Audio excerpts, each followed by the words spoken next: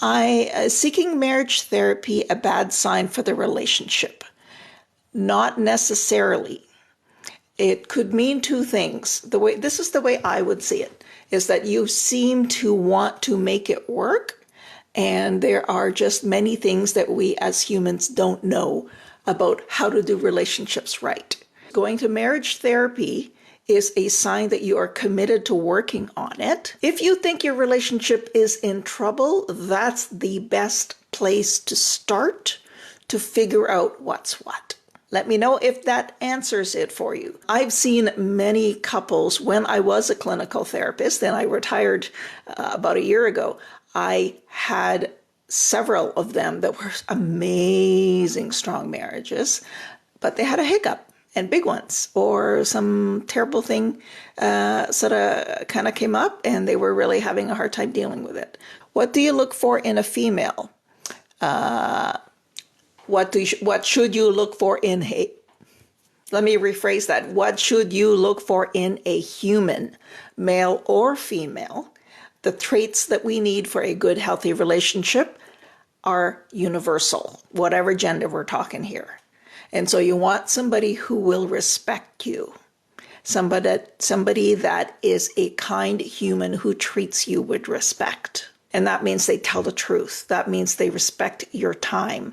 That means they want to hear your opinion. Maybe they don't ask about it, but when you give it, they're listening. Okay, and so that's the respect part, you guys. That's huge. Like, respect is massive. And okay, the other one is you got to really like being together. It's not enough that you kind of sort of, there has to be some kind of pull. There has kind of been that strong desire that, really, this person is I'm finding this person really nice to be with. So there's that. So I've talked about the respect. I've talked about the intimacy, the like, and now I'm going to talk about the commitment, as in you want somebody who solves problems instead of avoids them. This is huge, you guys. This must be somebody who, this is really, really tough. Bye. No, you can't have somebody who quits on things. Now, we're going to quit things. We are going to quit things all over the place because that's who we are, right? But you can't be quitting on relationships every time it gets hard. So we are perfectly here. Everybody who's here, remember this one thing. We are all perfectly imperfect. But your imperfections cannot be in the places that break hearts. Okay. Let's see if Nova Scotia, amazing response. Oh, thank you, Steve. Thank you for the follow. And thank you for the share. Wow. Is it true that men and women experience breakups differently? Men, women, we feel the same things inside, but some men and some women, how they express their pain and how they manifest that and how that shows up in their daily lives can be vastly different. Yes, but let's not mistake that for the person who may not be showing grief that isn't grieving. Because whether or not you're displaying it and outwardly emoting all over the place, we don't get to judge, right? Everybody has that place in their heart that hurts. All right. The grieving stages are different in terms of grieving stages are the same for everybody. How they show it and how they choose to deal with it is very different. Can be very different. I'm trying really hard to not polarize genders here because this is this and this is that. Because I know many women who don't show a lot of emotion and will not cry in front of anybody. And that's just, and they don't like to talk about their issues. And I know men who are highly emotional and they're adorable because they feel things differently. So let's not make too many gender assumptions about what people are going through inside. SPS, somebody tell me what SPS is. My SPS has an emotional affair now twice. I'm struggling with trust and any suggestions. SPS, I'm guessing, is like significant other, right? Or you're a very special person. Okay. Okay. Or spouse, maybe. All right, let me get back to that. And I want to make sure I like to repeat the questions over and over again, because as I say it, I'm also letting it absorb into my head, and I'm also processing my answers. Okay. My SBS has an emotional affair now twice. I'm struggling with trust. Any suggestions? Do you want the painful truth? They break your trust. It's near impossible to rebuild it. They've done it twice. Super red flag. Just about 3 minutes ago, I was talking about respect. Respectful people do not betray the people they love. It's unkind, it's cruel, it's careless, it's callous, it's cold. You do not need that in a partner who you've allowed to situate right there next to your heart or right in it. My suggestion is ask yourself, why am I with someone who breaks my trust? What is keeping me here? Feel free to share this live, you guys, for anybody else that you think could use it. All right, just checking my time. Do you have any advice for relationships when one of the two is going to military for a year or more? I laugh because you should. I don't talk about this a lot. My husband of 30 years did 25 years in the military, and we were dating when he first joined. Or we started dating shortly after he joined, because I really wanted to be with a guy who had a job. And the military were the first people to hire him. So what I'm saying is military life and relationships are tough only if you let it. You work around it and you figure out what you're going to do with the distance. If you care about this person and you really care about this person, you make a plan. And so our entry into military life meant he was gone for 8 weeks straight. And that's sort of in the honeymoon where we're just really getting to know each other. 8 weeks, I couldn't see him, which is a big deal. And after that, we were long distance for about 1.5 years in total. Until at some point I had to make a decision about whether or not I was going to commit to that kind of a life. But my suggestion to anybody in a long distance relationship, just make a plan. My plan was I needed to know that I was going to hear from him. And back then, there were no texts. People didn't even have there was one public telephone that was accessible. And so I needed to know that a weekly phone call was going to come, and we decided that we were going to write each other. So he sent me I was so impressed, 2 letters a week. Snail mail. I received that. But come up with your plan is my suggestion to you on what you're going to do. In our married life, we had to separate quite a bit because of military. And even then I said, I need to know that I'm going to see you in 2 weeks. And at this point, we're talking Alberta and Winnipeg. And so we made a point that at least for the first, at the end of the 2 weeks, that was going to be, I could get through it. So what I'm saying is make a plan and stick to it. Don't run just because it's tough. Remember, you guys, I was just talking about that. And how not to get too upset with them when they're away. It is tough, and you're going to get upset. But you can be upset about the situation, but not about the partner. And I was warned by some very good mental health people earlier in my relationship. Sorry, you guys, I don't want to, this reflection in that kind of take care of it. I was warned very early in my relationship that I have to take responsibility for my commitment, and that I was not to blame my then boyfriend and then turned to husband for the things that his career demanded. So, you look like Celine Dion. Oh, thank you. She's gorgeous. Thank you. Appreciate that. I'm going through a breakup right now, and how do I know if I'm still in denial or actually moving on? Well, that question alone tells me you are not in denial. You're just trying to move on. Because you're not saying you're not saying, oh, we're kind of just, we're having, no, that you called it a breakup. So you're partway there. The moving on part is tough because when you really accept that you're moving on, then some of the loss and some of the grief and the sadness will surface, right? Understandable. So here's my suggestion to you. Do not run from the pain. Sit with the uncomfortable feelings from time to time and learn to process that. Maybe it's the sad music. Maybe it's the kind of music that rhymes with you. Maybe it's movies. Maybe it's talks. That pain, the breakup pain, that's not a living place. That's a passing through. That's like a cheap motel. Like you're just going through and it's not permanent.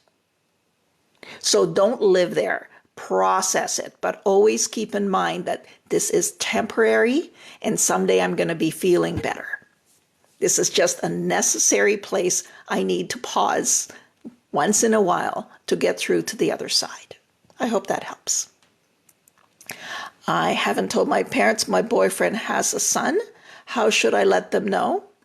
Don't overthink it, you guys. Nobody. If you have these things that you need to just say, don't overthink it. Just kind of come up and say, hey, mom and dad, just going to say my boyfriend has a son. Because really, it's none of their business. It isn't. It isn't. This is your thing. Do not carry any unnecessary stuff on you about trying to protect your parents. Or trying to, what are they going to do? Get upset? What? Like, that's them. Like, let them sort out their own thing. You're not responsible for how they feel. So just come out and say, right this minute, I don't know, text your mom, text your dad. Right this minute, you could just do that and say, hey, I've been sitting with this. Just want to let you know my boyfriend has a son. Done. This is a child. We should not be hiding the present existence of a child, you guys. All right. There's so much anger and jealousy towards other women, even though I know it's not their fault that your partner left. Understandable. But I love that you could separate that. Okay, I have a lot of these big feelings, but they're really not about, things just happen. So keep that. Keep that. Whenever you're in a dark place, keep balance. There's moments where you just let the feelings through. And then there's also moments where you allow yourself to kind of sort it out, saying, oh, I am so angry. I'm so angry. I'm so angry. I'm so angry. And then it's like, okay, that was a moment. That's not everybody. That's not forever. I could see why things went wrong. Like, allow yourself to grieve, but allow yourself to also sort yourself out later. But don't forget the grieving part, because that's important. That's why crap hangs on, is people want to rush right through that. And you can't. Otherwise, you do become more anger and possibly bitter. Well said from Kat. Thank you. My first relationship cheated on me, and now with my current husband for 10 years. I have trust issues. How do I fix that? How is your husband of 10 years today about you talking about your issues with cheating?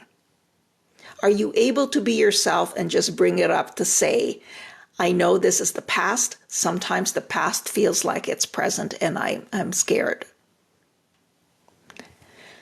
If this is still hanging on, it may be a good idea to talk to somebody, maybe talk to a professional, but don't run from that feeling again. Just kind of process it, and talk to people that you care about this. I'm sure there are people who know you're in pain and who are telling you that was him, this and that was that guy, that's not this guy.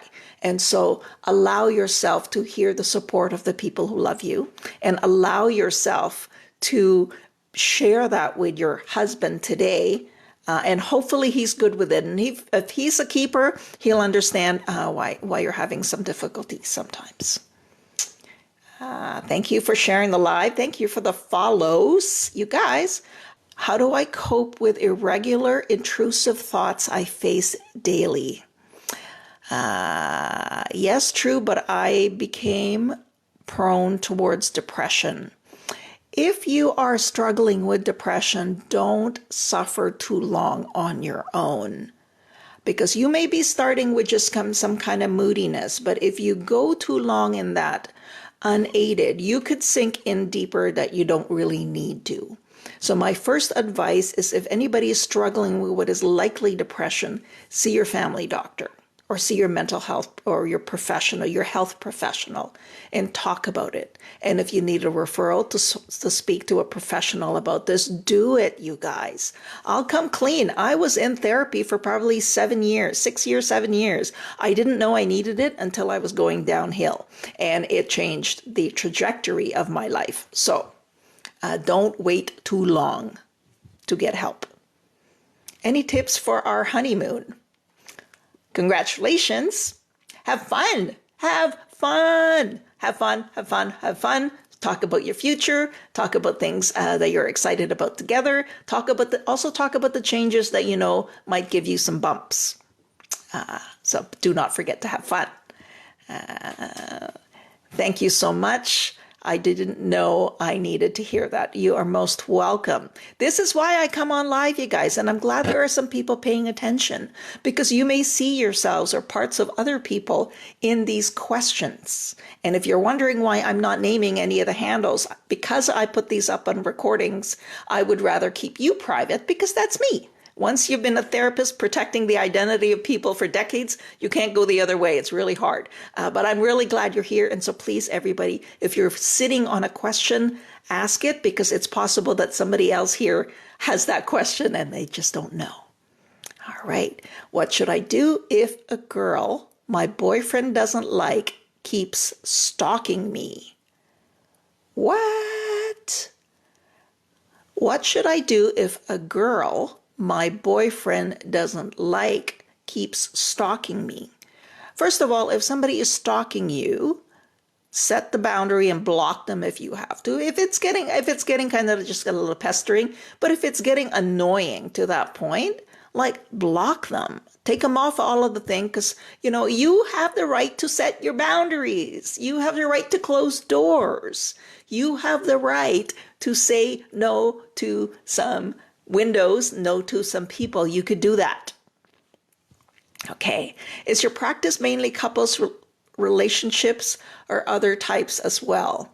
Now, okay, just I'm saying my practice today is relationship consulting or consulting in general. I do take on individuals that are unrelated to relationships or seemingly, but yes, my coaching business now is adults, and we deal with whatever comes up. It's not always relationships, even if that's my highest level of specialty.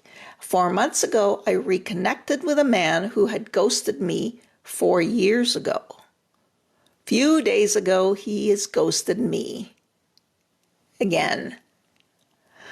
So we're seeing a pattern, aren't we? I just want to make sure there isn't anything else from, yeah, you got a pattern here. And so all I could say is somebody in there does not deserve you. Somebody there does not deserve the time and the effort and the energy you put in to this relationship of sorts, whatever you call it. So run. You have somebody who quits, somebody who doesn't like to deal with something, somebody who thinks opting out of something whenever they feel like it is an option. And in relationships, you can't always do that. Or friendships. Okay.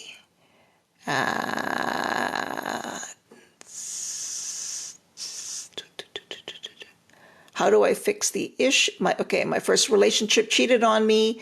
Now I'm with my current husband for 10 years. Have I trust issues? How do I fix these issues? And the follow-up to that is hates it. He blames my ex, and he isn't my...